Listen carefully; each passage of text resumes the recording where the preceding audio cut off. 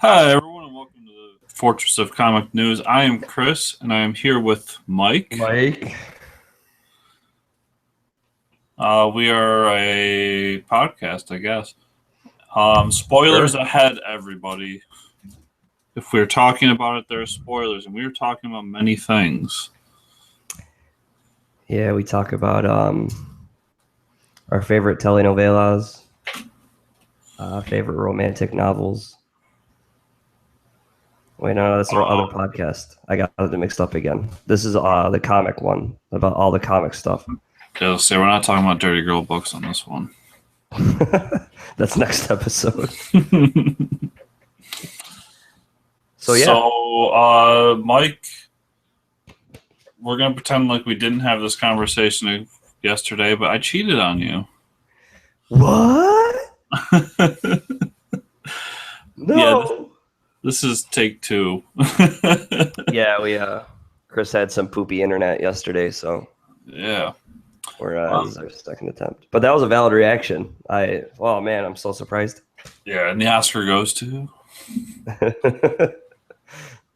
I guest started on a podcast, Boys to Nerds, for the weekend. The episode hit this morning. And I already set up a link on our Facebook, so guys go check it out. Hear me talk about some video games, which I don't get to talk about on the show. Yeah, we don't have time for that shit here. Yeah. Someday. Although we will talk about one video game at the end of this episode, I think, probably. Yeah, I mean to ask you about that. Yep. Yeah, so you cheated on me, but did you advertise us at all? I mean, I pimped the crap out of us. Free publicity, right? You got to take advantage of it. Yeah, I mean, I'm a guest star here, but a way better podcast. Check out. That's why you had me come talk on this podcast, because ours rocks. Yeah, I mean, this is where I make the bacon right here. I haven't seen any of that bacon yet. You must be ordering it. I mean, damn it, Toe. You spoke too soon. All right, well, it's been a while. We have a surprisingly pretty big amount of news, even though San Diego Comic-Con already happened just like 2 weeks ago. Do I have a story? Yes, I do have a story. So one of the way our company is, we have two CEOs, and one of the CEOs is into Batman. Nobody knows he's into Batman because, he's like a management figure, and everybody just always talks to him about work, and no one's ever brought up Batman around him because, why would you nobody's really into comics at work except for me. But apparently he had to go drop his grandkids off at a camp in New Jersey, and his cousin runs the camp. And when he was dropping the grandkids off, she goes, "Hey, you like Batman, right?" And he goes, "Yeah." She goes, "One of the writers from Batman is here." And he goes, "Oh, wow, that's great." She goes, "Yeah, let me go talk to him."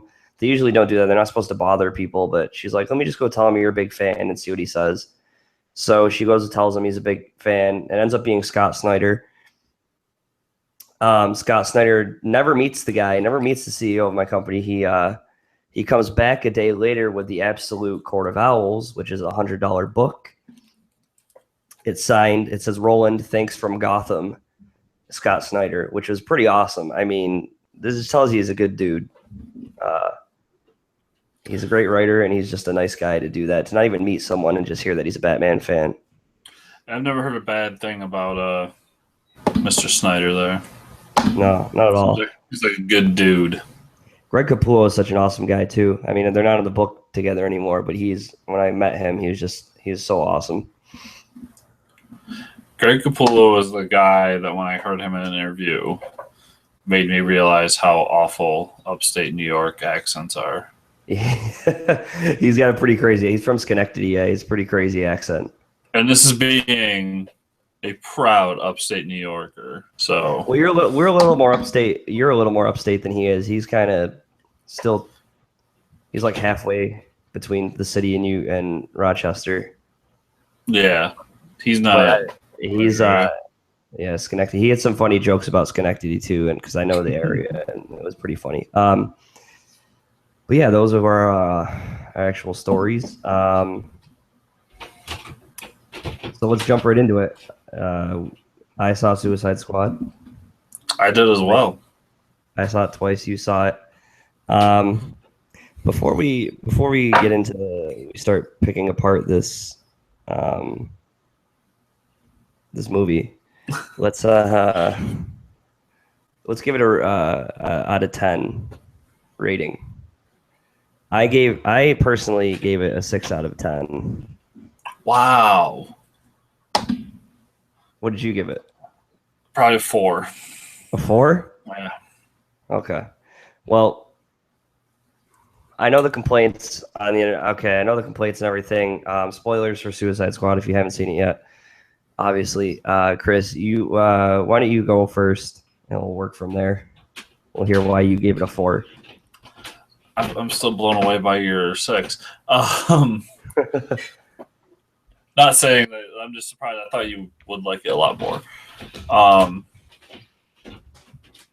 I feel about this movie similar how I feel about Batman v Superman. It's not a terrible movie. I think that some of the reviews got a little hateful. Yeah, before we get into your review, I just want to, some of the reviews, 4 out of 10s, 5 out of 10s, that's fine. But when I see critics initially giving 0 out of 100, like it's a 100 score and you're giving a movie a 0, like come on, that might be a little overdoing it. You know what I mean? Whoever had and I remember somebody had the headline worse than Green Lantern. Like you were looking for blood. Yeah. That's like to put it up there with Jonah Hex and Green Lantern. Like, come on. I think that I remember going into the movies and like the first 20 minutes to half an hour when they're doing the intros was awesome. Like it's exactly how that movie should have been. Yeah. I don't think they could have done the intros any better. I really liked it. And then the movie takes a turn.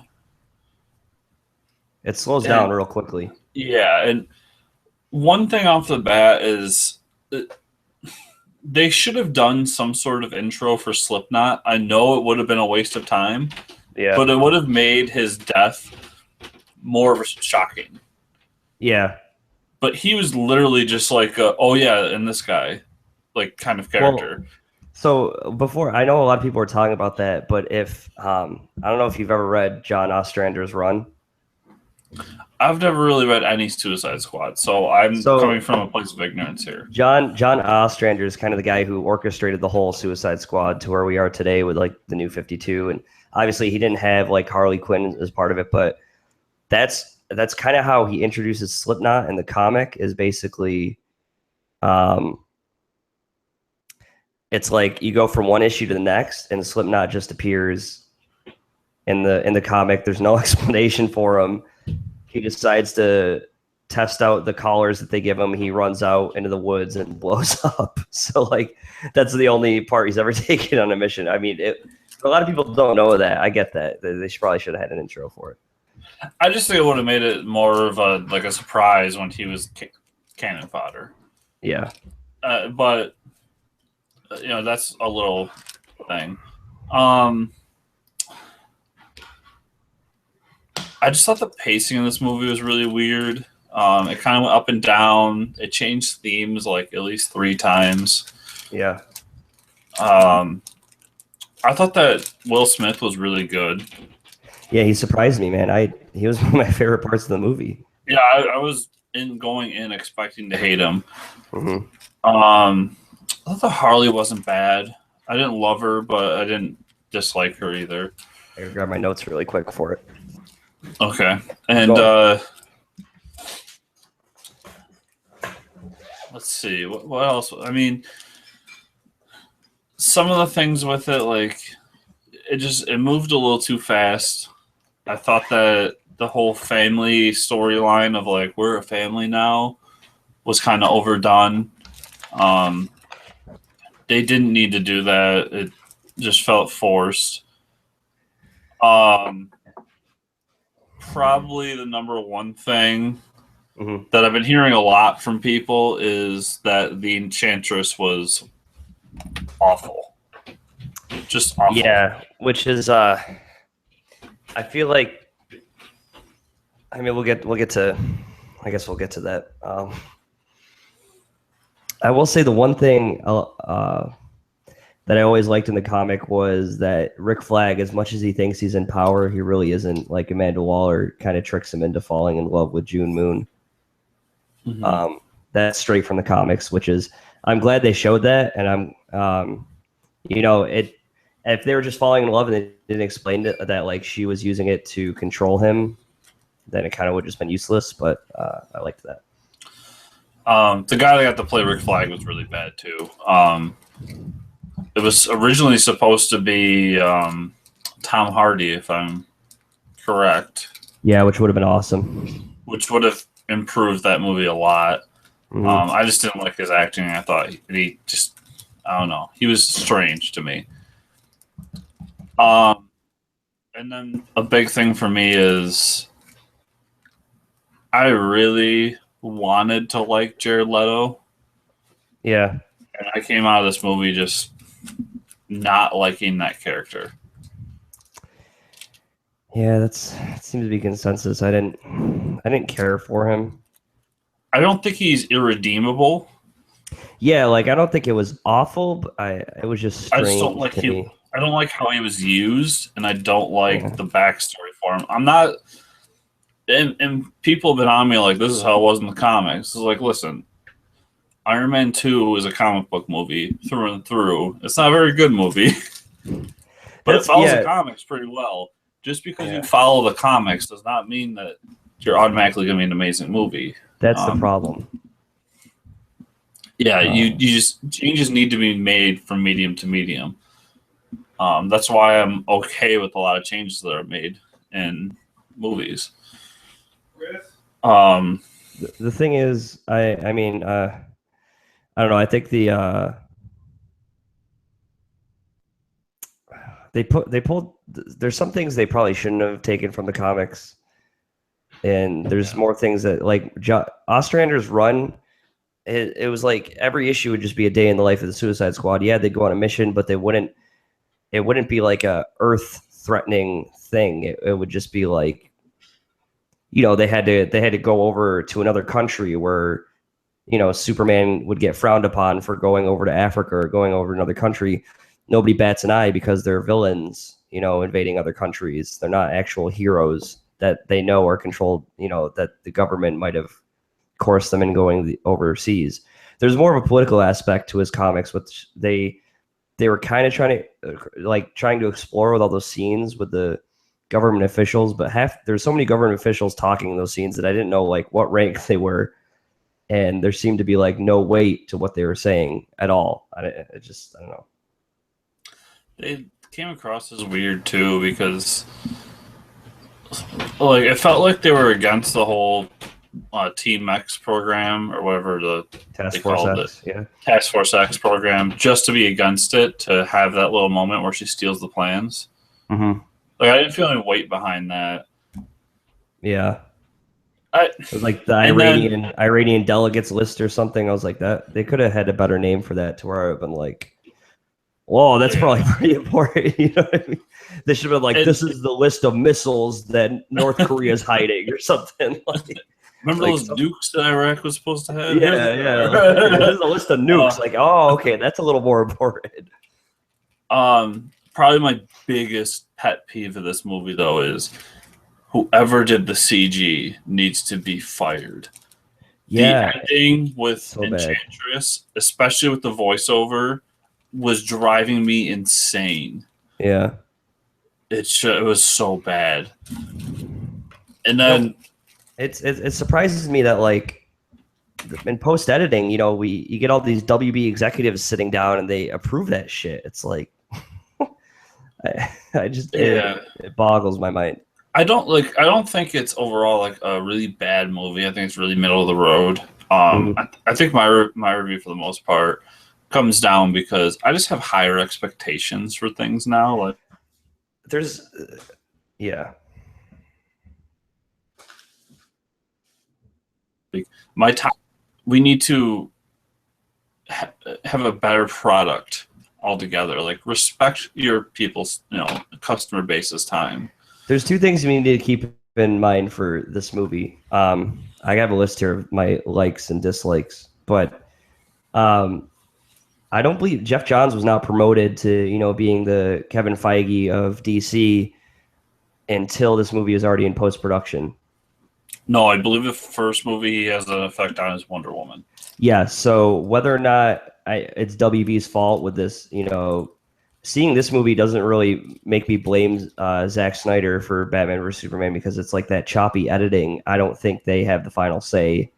It's more of the executives doing their market research. And I've heard that like 30 to 40 minutes got cut out of this movie. Like one of the scenes was a Killer Croc origin story and all this other stuff. It's like, don't you think that would be a little more important to the movie, while you're doing all these other origin stories? No, what was way more important was Harley Quinn bending over. Yeah. 50 times. Apparently, yeah. Which as a guy, I was very happy about. But just someone trying to enjoy the story, I'm just like, come on. Like, yeah. I think they started most scenes with the camera panned at ass level for Harley Quinn. Yeah. But another thing is, so, Iron Man, when I look back at Iron Man, like the Rotten Tomato scores for Iron Man movies, Iron Man 2 still has like a 70-something for both the fans and the critics. And now when you take these movies like Batman versus Superman, we've already had renditions of Batman. We've already had renditions of Superman. We already have some expectations. And like, Christopher Nolan being one of the best directors of all time has already done a trilogy with Batman. He's already taken to that character to like the peak he can go. Those movies are epic. When coming in with Iron Man, like nobody really cared about. I mean, not to shit on Iron Man, but he wasn't like a main character, like a hardcore Marvel character until those movies came out. Even in Marvel Comics, he was a B, C-list character. Yeah, so to get everybody on board with Iron Man, like they don't need to get everybody on board with Harley Quinn. It's the first on-screen Harley Quinn, but she's so popular. She's just below Superman and Wonder Woman and Batman within sales. Like she kills it in her comic book sales. So, it's like there needs to be a little more responsibility taken with these movies. I think that's what people are expecting.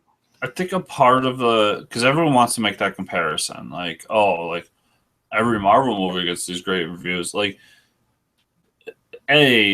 current Marvel movies, show me a bad one of the past like 4 or 5. There isn't one. But B, the expectations have changed. Like Marvel has set a precedence, and whether you like it or not, you are going to be compared to Marvel in movies. Yep. And DC is just a victim of expectation. Now people expect something of the quality of Marvel. Yeah. When they go in these movies, and they haven't gotten it. Some say 3 movies in a row. I say the last 2. I kind of like Man of Steel. Yeah, Man of Steel. Man of Steel was that was good. But before we get into it, let me go through Suicide Squad really quick with my stuff. Mm-hmm. What I liked about the movie, Amanda Waller stole the show. I thought Viola Davis was awesome. Yeah, she was perfect. Especially that scene where she tells the people to wipe the hard drives and she just shoots them all in the back. There's some good scenes in that movie where I was like, that was pretty awesome. Of course, all the Batman scenes I liked. That it was a small couple Batman scenes, but it was Batman being Batman. Like those scenes were so small, but we saw more gadget use in that movie than we did in Batman versus Superman. Like he had a mouth breather apparatus. He had like a little bat flashlight attached to he was using underwater. And then he whips out bat cuffs for Deadshot, which is nice. Like, he doesn't just snap Deadshot's neck. He cuffs him and leaves him for the cops. He doesn't have to brand him or anything. I thought it was cool the setup for Batman, how he encounters Deadshot in an alley, and they kind of like with his parents' death. I thought that was pretty cool. The Flash scene I wasn't expecting the Flash scene. I think we had talked about it before. I was like, if Flash is in this movie, it should be him capturing Boomerang, and that's exactly what we got. Mm-hmm. That made me excited for the Flash movie also because I loved Jai Courtney. That was my first performance by Jai Courtney that I've actually liked by him. That was awesome. I'm a little upset we didn't get more of him. Yeah, as far as the characters go, I was least impressed with the Joker. I don't know. It's like it didn't bother me as much. The whole gangster thing he was doing, he just seemed to not fit the plot very well. I don't know. I didn't like the whole like gangster Joker. I know it's been done before in comics, but now if we go back to the theory that it's Jason Todd, I don't know. I think that's. I mean, it's still possible, but I think that's debunked now. Yeah. I think he's had too much history at this point. And David Ayer came out and said that he has a grill because Batman punched his teeth in or something like that. Like, so he came out and said that. I don't know how much. Yeah, and there was some sort of Easter egg about Harley being involved with. And during the introductions, it says involved with Joker's or with Robin's death. But that they made it so obvious that it was almost like, but like the death of him physically or like the death of his character to where like he's Joker now, like she's aiding to him being Joker. I think that they're trying to tell us that it's not him. I mean, I've given up hope, but that doesn't mean that it's not possible still. Okay. What I didn't like, the plot was just like towards the end of the plot, I was just like, why are you having? First of all, the only exploding boomerang I saw Captain Boomerang throw was at that CGI thing, and it didn't do crap. You didn't have him using enough boomerangs, in my opinion. He was comic relief. Yeah, but I liked him. Character. A lot of people are like, oh, he should have if he just left the bar and never came back, that would have been awesome. But I'm like, you understand by when he came back, that's exactly what a boomerang does. Like he left and he came back. I'm like, come on, that was pretty good. Joker and Harley's love thing was kind of weird. I think he was a little too much into her. I don't know. I didn't care for it. Yeah, it was. Joker is supposed to be, and I think I know why they did it because of our PC culture. But Joker is supposed to be a very abusive boyfriend.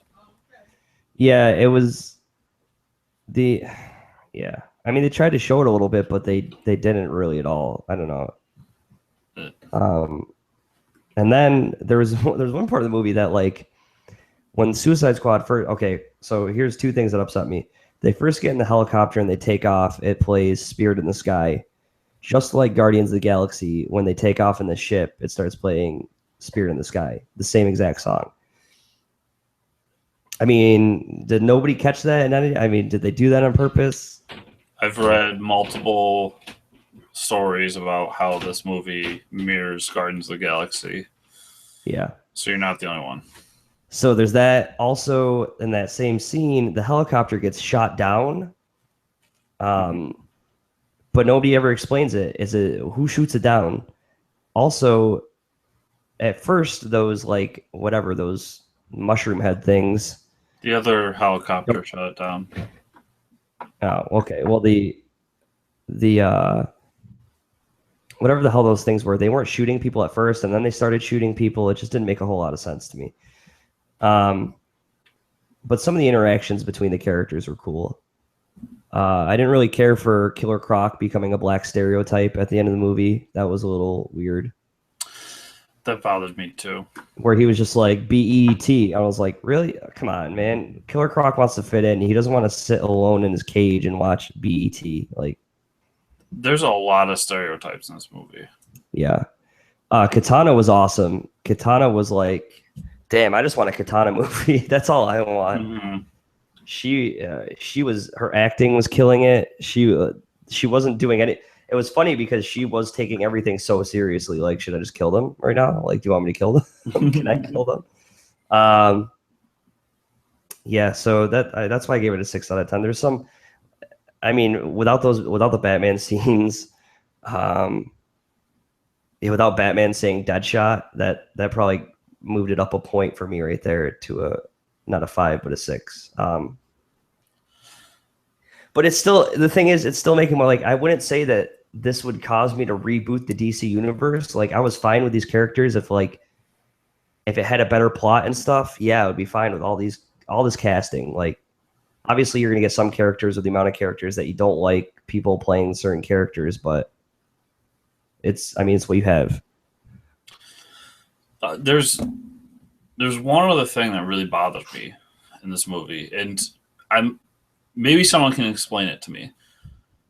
It's Harley Quinn coming back to the team. So yeah. Joker turns off the bomb in her neck. Yep. And then she has a chance to leave, but she comes back, which I didn't understand. Well, she thinks Joker's dead.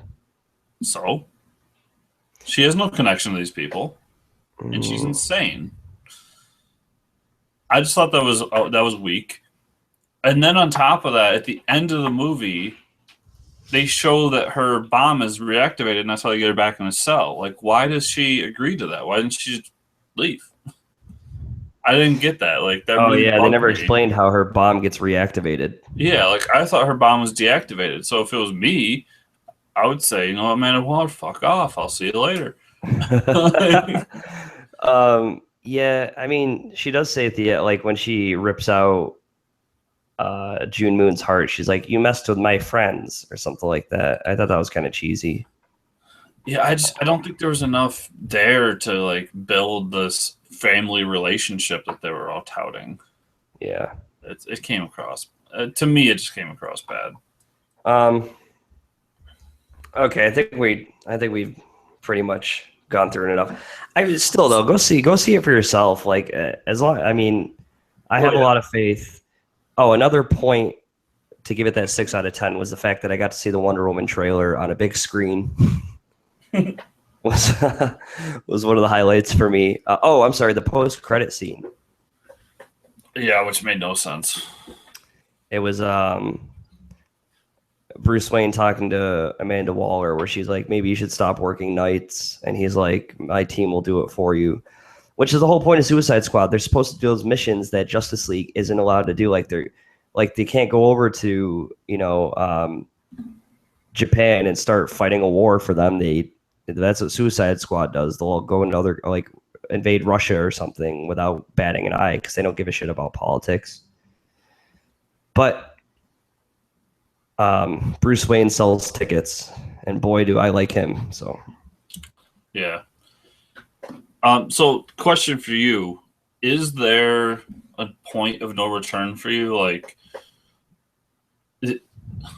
for example, for me, let's say Wonder Woman is bad, and then Justice League is bad.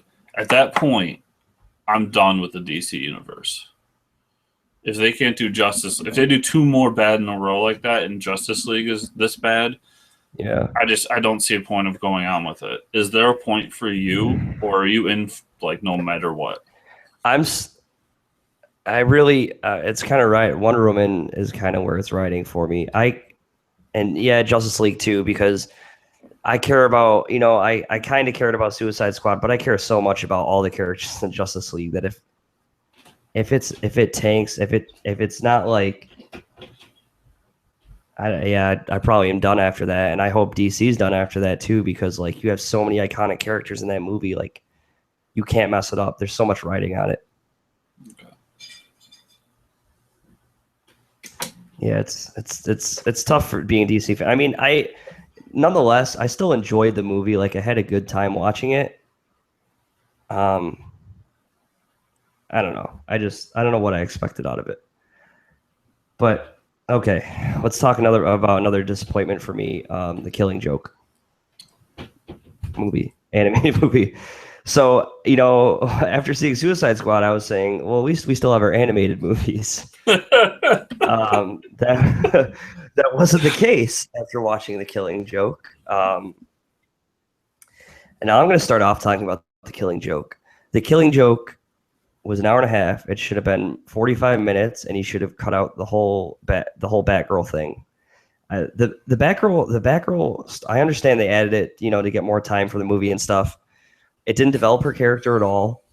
It wasn't relatable to year one at all for Batgirl. She had sex with Batman, which is like, I know that happened once in the comics. Whatever, everybody made a big deal about it. That shouldn't. It didn't make anything okay, and it was just really awkward. Yeah, and it happens in Batman Beyond because there are a couple in that, but still came across extremely awkward. Yeah, it's just, I don't know I don't know whose fever dream that was. But it was, someone at first is like, well, when Killing Joke came out, when Alan Moore wrote it, was very controversial. Now this is very controversial. It's almost the same thing.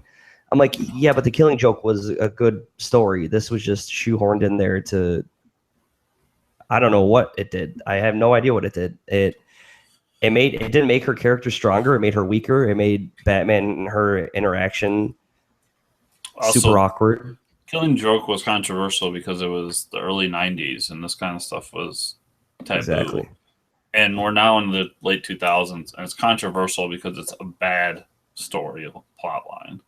Yeah. Not because it was good and then changed anything. It's just not a good story plot line. It was, and The Killing Joke for me always focused on like, it was just a day in the life of Batman. Like, Joker broke out again. We're going to go through the same, we're going to go through the same routine where I got to go find Joker and who else did he affect in that's close to me that I have to get him out. But this one time he just goes too far. The fact that they gave her like that gay best friend at the library, that was just like so forced. Like I have no problem with adding characters like that at all. Mm-hmm. Whether they're, gay or not, it doesn't matter to me, but the dialogue between them was just so forced. It was just super awkward. It didn't do anything for the. It's also very stereotypical. Yeah, that too. Like I don't know how gay people felt about that character, but it was very stereotypical. Like we're going to talk about this later, but I liked how Star Trek treated the gay character. Like he's just another guy. Yeah, he's just another person with a family. Like it's just like everybody else. You know what I mean? That's how it should be. Like I understand there's people out there that act that way, but it's very much a stereotype, and I don't think it's good to, reinforce them. Yeah, DC's not really. I don't know what but the second half was fine. Because it was just like the comic, basically. Another problem for me was you read The Killing Joke and the whole shooting Barbara Gordon in the back is like, it's supposed to come to you as a surprise. There shouldn't be this whole spotlight on her of her falling into a rut, and then you're expecting something like that to happen to her. It didn't do anything for the plot again. So I think out of a 10, I would probably give The Killing Joke a 3 or a 4. Yeah, I'm down to a 3 on this one. Which is hard for me, man, because it's like Killing Joke. It's a sure thing. It's an animated movie. Like, what could go wrong? Oh my god! I enjoy The Killing Joke. I think it's one of the most overrated books of all time. I don't see it as like seminal as everyone else does. I think that I can come up with way better Batman stories. It's more of a Joker story for me that I like. Yeah. I'm not saying I don't like it. I'm just saying it kind of, everyone feels the end all be all. But that aside, everything you said I agree with. I thought that a lot of the stuff just didn't work. Mm-hmm. Like, again, it goes by the comic very well, but when it's in live or like when it's in action, it came across awkward. My biggest thing is the ending. The ending did not work. It just didn't. It's the comic ending. Yeah. But I watched it and I just literally am like, really? That's where you're gonna that's what's happening? Like Yeah, I get it. There's, It, I think a lot of people are confused with that ending too, that weren't, never read the books, but because it worked so well on the panels. It really yeah, it did. does. But afterwards, you're just like, why are you laughing? Yeah, yeah, Like, stop it. yeah, Your friend just got, I'm assuming, is sexually assaulted. yeah. Another one of your friends is paralyzed and sexually assaulted. And the man doing it is standing right in front of you. And I'm sorry, but if it was a woman that I claimed to love, Mhm. I would have ripped his balls off. Yeah. And that's the only thing. Like that, I mean, they should have maybe. There's nothing that would save this movie, but like snap his neck or something like that. I don't know, but No, it just proves that some things don't, and it actually proves Alan Moore right. Some things don't work. yeah, And, yeah, it's true. Um, Also, the Joker backstory with his origin. I don't yeah. know if they. I mean, I know that that's his origin, but I don't know if they've done the comedic thing in the past where he's a comedian. Didn't like that either. Don't put a face on Joker. I don't Yeah. want a face on Joker. It just that whole scene just made me want to go back and watch the Batman animated series. Yeah. And some of the animation was bad. Like the car chase scene, it was just so. It was like watching a really shitty 3D Transformers or something. I don't know. Yeah, they did a lot of the hand drawn characters with 3D. Yeah, I'm not a fan of that at all. No, it's happening more and more now. Okay, let's talk about something that I think we both enjoyed. Star Trek Beyond. Yes, I really like that movie. All right, okay, here we go. Something to pick everybody up. What would you give this out of a 10? Okay, so let's say out of the three new Star Trek movies, that would be the first one, Into Darkness and Beyond. Which is your favorite? Oh, the first one.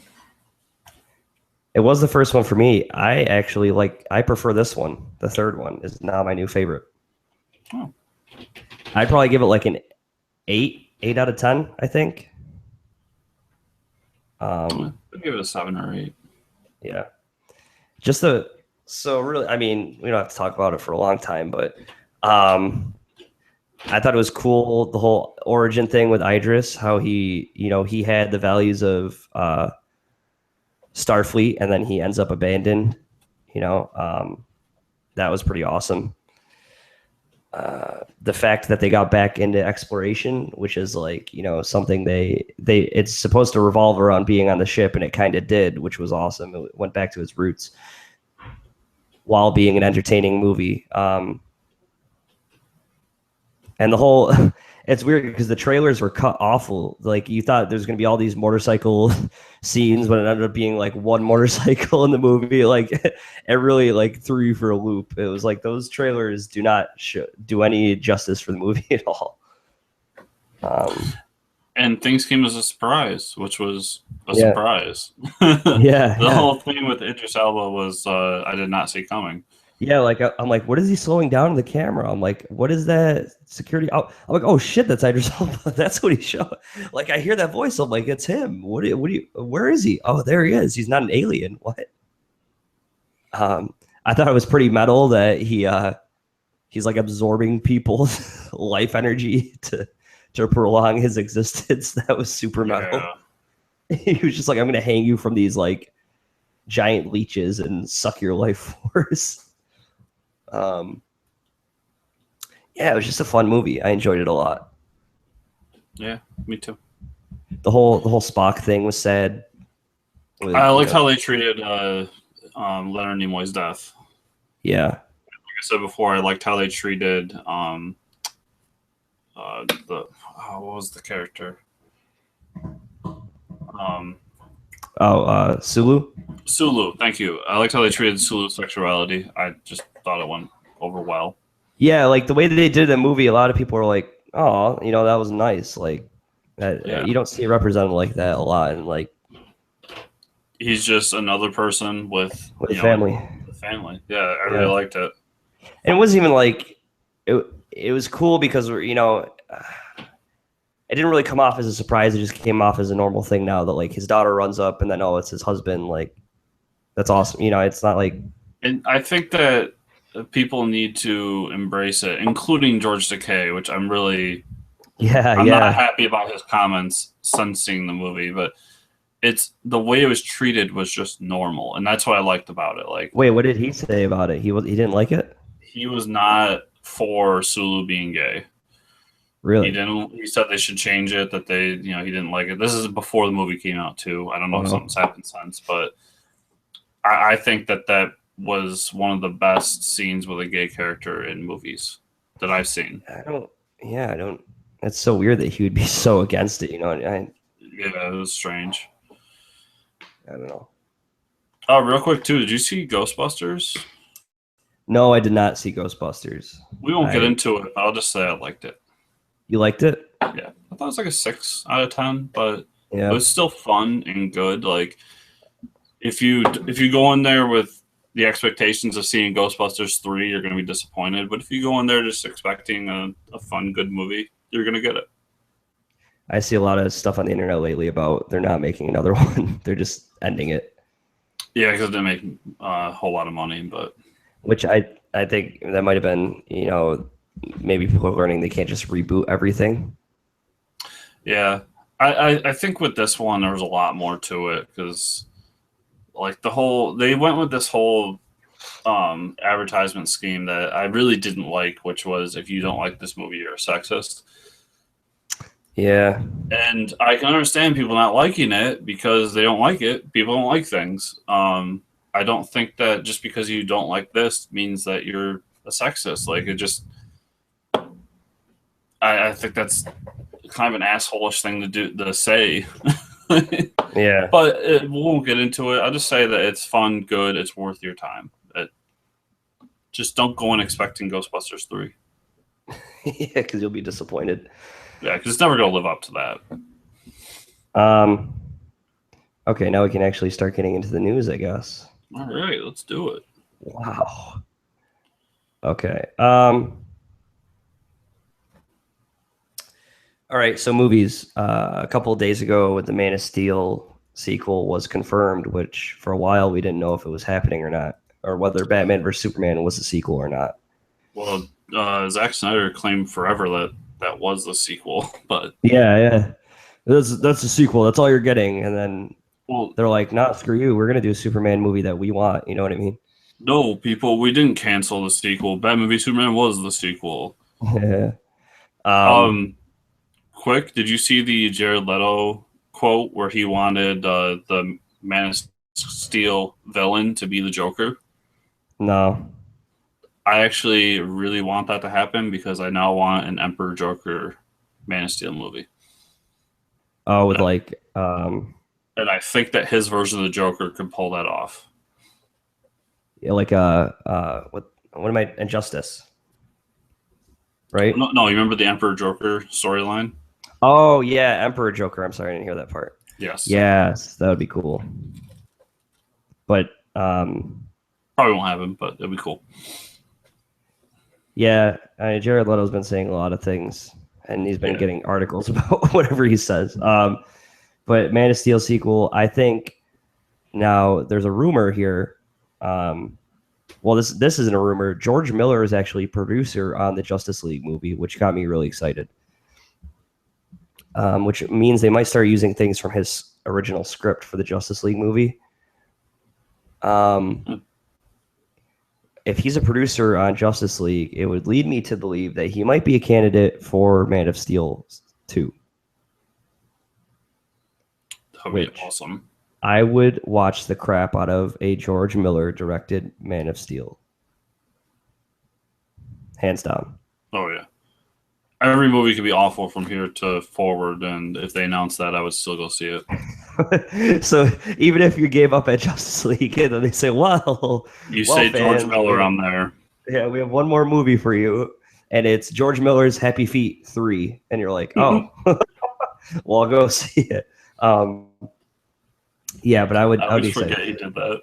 Yeah, it's like he did Happy Feet, he did the sequel to Babe, and then he hammered out Mad Max out of nowhere. He's just such a weird career, but I love him. Yeah, he's just awesome, dude. Yeah, so I mean, I could see the villain. This is okay. This is the Man of Steel sequel I want. I want Superman. Maybe I don't know. Somehow leaves Earth and goes to War World with Mongol and just fights aliens for 2 hours. That's I know it would never happen, but I would like to watch that movie. I want Brainiac, but I will probably get Lex Luthor with another real estate scheme. We should get the Injustice League, but that would be more of a Justice League movie. Injustice Gang. Dude, if they did, honestly, okay, this is what I want out of Justice League movie. I want the Crime Syndicate. I want it now, but it'll never happen. Who's gonna pull that trigger, DC or Marvel, to be like, we're gonna do an alternate reality Justice League or Avengers as one of the villains for one of the movies? It's someone's pulling the trigger first. It has to be DC. DC will be the one to invest in a $200,000 Owlman costume. Someone is going to be running around punching a guy in a bat costume. And the movie budget is going to be $300 million. The thing is that Marvel doesn't really have any iconic multiverse characters. For those of you who don't know, Crime Syndicate is the Earth 3 version. I think we've talked about this before. Justice League, who are my favorite Justice League villains. But the counterpart to Batman is Owlman. And it's just fantastic. Okay. And the guy who's written them the best recently, Jeff Johns. Mm-hmm. And he just got promoted. Looks like Owlman got moved up the list a little further. Jeff Johns is starting on Wonder Woman, so I think we might see a better movie collectively out of Wonder Woman. I sure hope so. Some of those shots in the trailer, I'm just like, holy crap, man. I'm very weary with DC trailers now because this is 2 movies in a row now that it's like, oh, this looks awesome. They haven't delivered at all. Yeah, yeah. There's that scene though. The girl. I don't know. I don't think it's Wonder Woman, but she's jumping over the rock with her bow like stretched out. Mm-hmm. Oh, that shot is just like, I want that as a poster. It's so awesome. Hopefully, but let's try not to get it too hyped up. So tomorrow during the Olympics, we're finally getting that Rogue One trailer that aired during the Disney celebration. Yes, more Star Wars. Everywhere. I saw a leaked version of it, but we won't talk about it till it actually airs. Someone managed to take a video of it. All I know is Darth Vader, so that's all I've heard. Here's what I want out of that movie. I want Darth Vader being a badass like he is in the comics. Mm-hmm. Like just the unstoppable killing machine that he is. That is all. Really quick, I saw a thing online about we're back to Star Wars theories. Rey being the daughter of someone. Mm-hmm. If you notice in the fight scene obviously she was never trained to wield a lightsaber, but if you notice in the scene where she's fighting in the woods against Kylo Ren, she kind of holds her lightsaber up like above her head and charges at him. Yeah.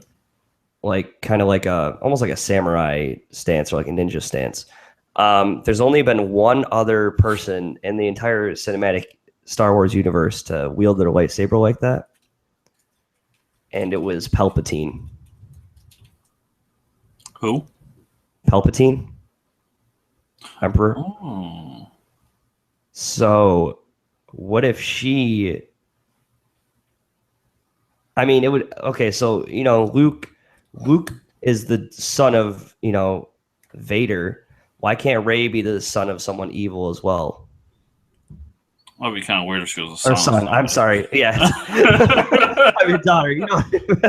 Why can't she be the son? No, why can't she? Diversity. She's a son. Yes.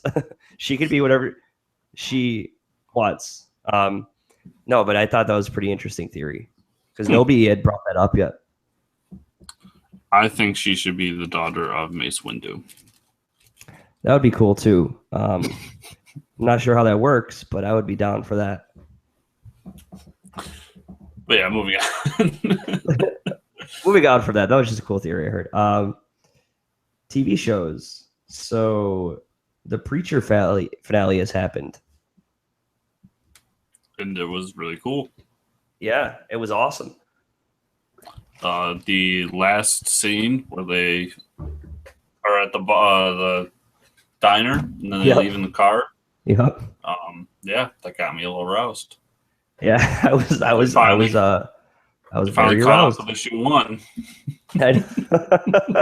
Yeah, so anyone who hasn't read Preacher, the issue 1 takes off with them meeting up in a diner and leaving. Like that's it. When we say it starts off at 120 miles an hour, we got all this extra stuff.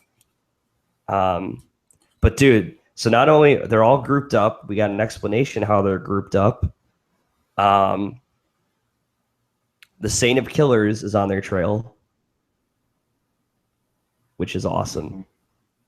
Dude, I could have an episode where it's just the Saint of Killers walking through towns in the middle of the desert and just shooting people, and that would be my favorite episode.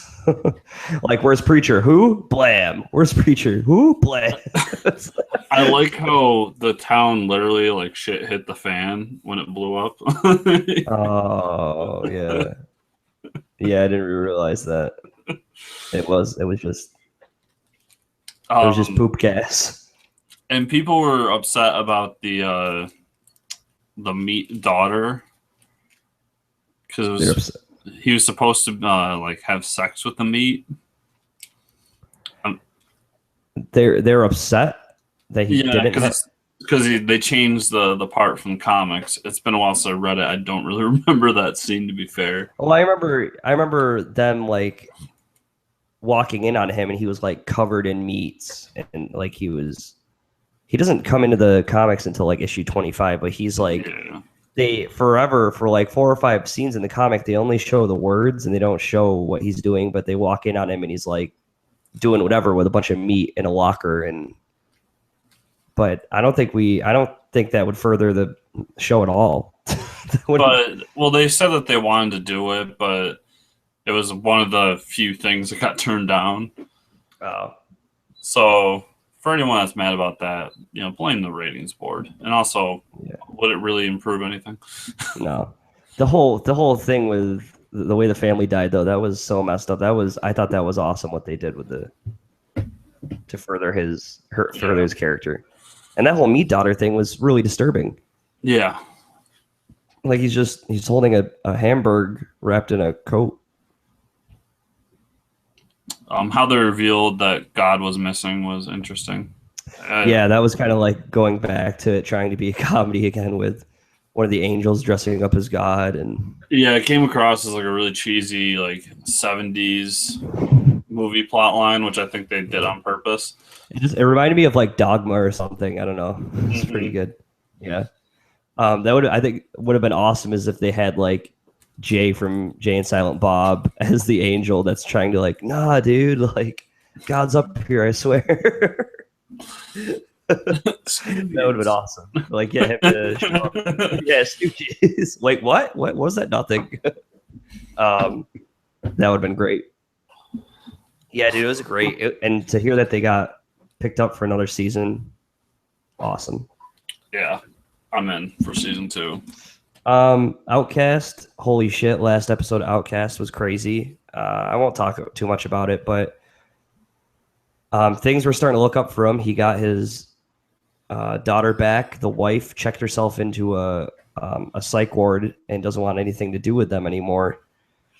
And then towards the end of the episode, his sister gets infected with one of the demon things and ends up killing the husband, stabbing him in the throat.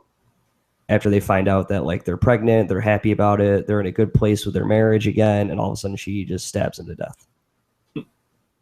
And it ends with his daughter is sleeping over her house because she just started at school, so both the girls are there. he gets a phone call saying that the aunt is trying to like hurt them, and the two little girls are trapped in the house, and that's how the episode ends. So it was a pretty crazy way to end the episode. Do you watch Mr. Robot? I've never even heard of Mr. Robot. You need to watch. Everyone needs to watch Mr. It is a fantastic show. That's all I'm going to say. I'm not going to say anything else. Just check out the first few episodes. Rami Malek is a fantastic actor. There's a reason he's winning all those awards for that show. That kid can act. Luke Cage trailer, huh? How about that? Oh, that was so awesome. Wasn't it? I'm so glad it hits on my birthday. Does it? That's the best birthday present for you. Yeah, so on my birthday, everybody leave me the fuck alone. 13 hours to yourself. Chris and a bag of Cheetos. And a 12-pack of Mountain Dew. It seems like they really like went into and respected the history and the culture of Harlem. Yeah, dude. I was like, yeah, let's go to Harlem. But then I was thinking, no, we probably shouldn't go to Harlem. It's a pretty bad place. The music was so good. The feel of the area was really nice. Like everything about it was just so great, and it's something that I don't think anyone's done with a comic book movie yet. Yeah. I'm really, really excited for Luke Cage, and I'm not really much of a Luke Cage guy. Mm-hmm. Yeah, I mean, the only interaction I've had with Luke Cage is reading Iron Fist, and Luke Cage shows up. So that's about all I have. But no, it looks awesome. Like, and Remy from House of Cards is the villain. Remy Dent. Yeah. Yeah, that's pretty awesome. Yeah, it's pretty badass. I think Marvel's got another gem on their hands here. As far as the Netflix TV shows go, I cannot wait for that. The whole scene where if you saw in the trailer, there's another hallway scene like Daredevil. I think in every show they're gonna have a hallway scene now. They have to. Yeah.